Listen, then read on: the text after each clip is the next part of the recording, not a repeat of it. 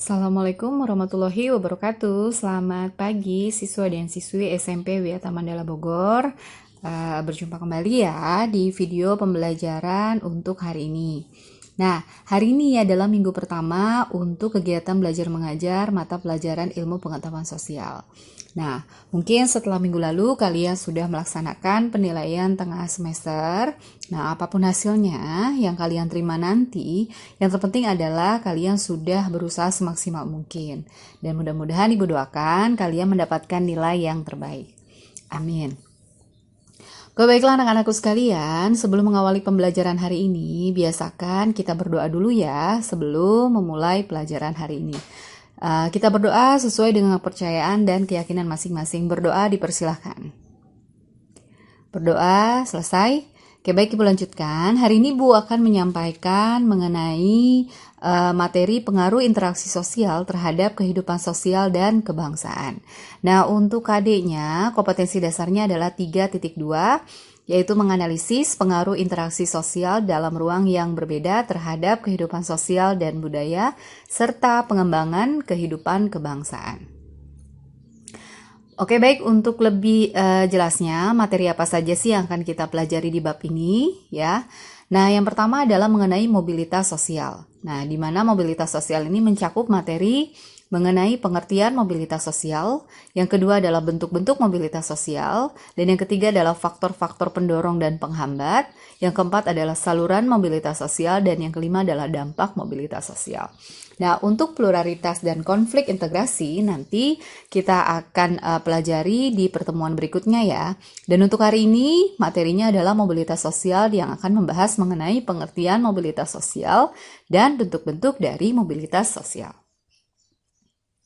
Nah, adapun tujuan pembelajarannya, ya, jadi setelah mempelajari uraian pada tema ini, peserta didik diharapkan mampu yang pertama, itu dapat menjelaskan pengaruh interaksi sosial terhadap mobilitas sosial. Lalu yang kedua adalah menjelaskan pengaruh interaksi sosial terhadap pluralitas, dan yang ketiga adalah menjelaskan pengaruh interaksi sosial terhadap integritas dan konflik. Oke, baik, kita lanjutkan. Yang pertama adalah mobilitas sosial. Nah, adapun pengertian mobilitas sosial. Nah, kalian harus memahami dulu apa arti dari kata mobilitas. Nah, mobilitas itu sendiri itu berasal dari bahasa Latin, yaitu mobilis, yang berarti mudah dipindahkan atau banyak bergerak dari satu tempat ke tempat yang lain.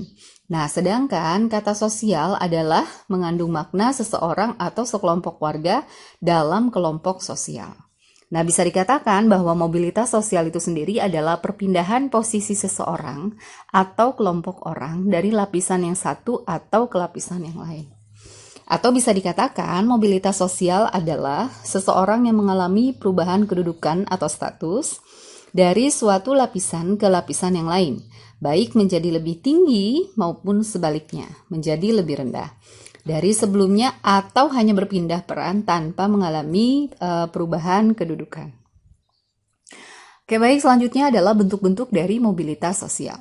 Nah, untuk mobilitas sosial sendiri ini dibagi menjadi dua. Yang pertama adalah mobilitas vertikal dan yang kedua adalah mobilitas horizontal. Nah, untuk mobilitas vertikal, ya, mobilitas vertikal ini memiliki arti, yaitu perpindahan seseorang atau kelompok dari suatu kedudukan sosial ke kedudukan sosial yang lain, yang tidak sederajat tentunya, baik ke tingkat yang lebih tinggi maupun turun ke tingkat yang lebih rendah. Nah, adapun mobilitas vertikal itu sendiri dibagi menjadi dua. Yang pertama adalah mobilitas vertikal ke atas atau social climbing. Dan yang kedua adalah mobilitas vertikal ke bawah atau social sinking. Untuk lebih jelasnya, Ibu akan jelaskan ya satu-satu. Yang pertama adalah mobilitas vertikal ke atas atau social climbing. Nah, social climbing yaitu mobilitas yang terjadi karena adanya peningkatan status atau kedudukan seseorang atau naiknya ya orang-orang yang berstatus sosial rendah ke status sosial yang lebih tinggi. Untuk lebih jelasnya, ya Ibu akan tampilkan gambar sebagai contoh. Nah, ini merupakan contoh mobilitas vertikal ke atas atau social climbing. Nah, pernahkah kalian mendengar atau melihat di berita yang cukup viral yang ada di Indonesia? Nah, mengenai kisah perempuan berprestasi yang menaiki beca, dan yang mengayu beca itu sendiri adalah ayahnya yang berprofesi sebagai tukang beca. Nah, wanita ini bernama Raini yang merupakan anak dari tukang beca. Nah, Rani ini bukan berasal dari keluarga yang mampu, berada ataupun terpandang di Semarang. Nah, namun Rani ini dikenal sebagai wisudawan terbaik dari Universitas Negeri Semarang dengan IPK 3,96. Nah, tidak selesai di situ, ia kemudian melanjutkan belajarnya atau studi S2 dan S3-nya melalui beasiswa di Universitas Birmingham yang ada di Inggris. Nah, kisah hidup Rani ini dengan jelas menggambarkan adanya fenomena dari mobilitas sosial. Nah, mobilitas sosial itu adalah mobilitas sosial vertikal ke atas atau naik, di mana si Rani ini berhasil mengubah posisi sosial dirinya serta keluarganya menjadi lebih baik, meskipun ayahnya Rani berprofesi sebagai tukang beca. Nah, sekarang Rani ini bekerja dan memiliki profesi sebagai dosen. Nah, yang kedua adalah mobilitas vertikal ke bawah atau social sinking. Nah, social sinking sendiri yaitu mobilitas yang terjadi karena adanya penurunan status atau kedudukan seseorang. Untuk lebih jelasnya, kita lihat contohnya ya. Nah, contohnya adalah seorang karyawan dari salah satu perusahaan itu tiba-tiba diberhentikan dari perusahaannya. Nah, ternyata dia diberhentikan karena telah melakukan tindakan kriminal yaitu korupsi. Nah, dengan adanya atau akibat dari tindakan salah satu karyawan tersebut, pihak perusahaan ini mengalami kerugian yang cukup besar. Dan rencananya perusahaan tersebut itu akan melaporkan oknum karyawan tersebut ke pihak yang berwajib. Nah, ini merupakan salah satu contoh dari mobilitas vertikal ke bawah.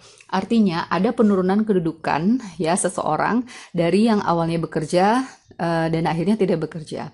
Atau salah satu karyawan tersebut awalnya menjadi karyawan tetapi akhirnya menjadi pengangguran. Ya.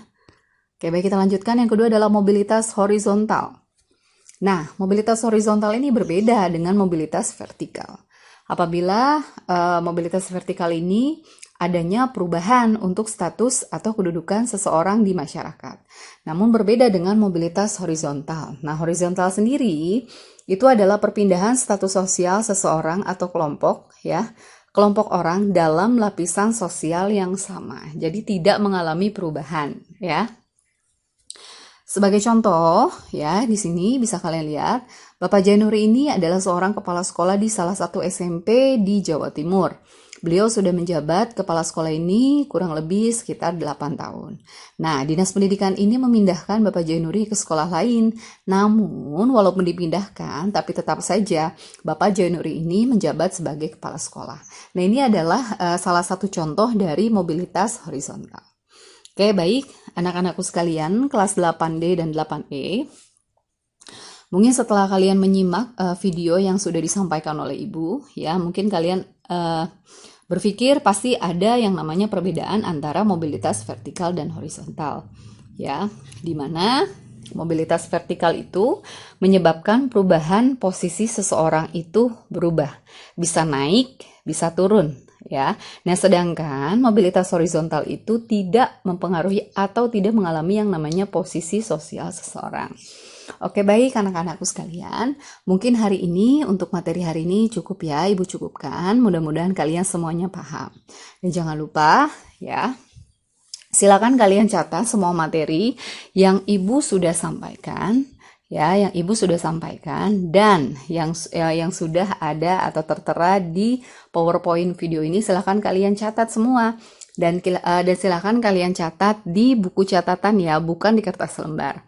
Dan buku catatannya itu tidak dikumpulkan ke sekolah Jadi itu sebagai belajar kalian di rumah. Jadi kalian ada catatannya Oke, jangan lupa selalu jaga kesehatan makan yang banyak. Terus kalaupun misalkan kalian diharuskan keluar rumah, silakan menggunakan masker. Dan jangan lupa setelah belajar hari ini dan menyelesaikan tugas hari ini, silakan kalian bantu orang tua kalian di rumah. Oke, baik, sekian Assalamualaikum warahmatullahi wabarakatuh.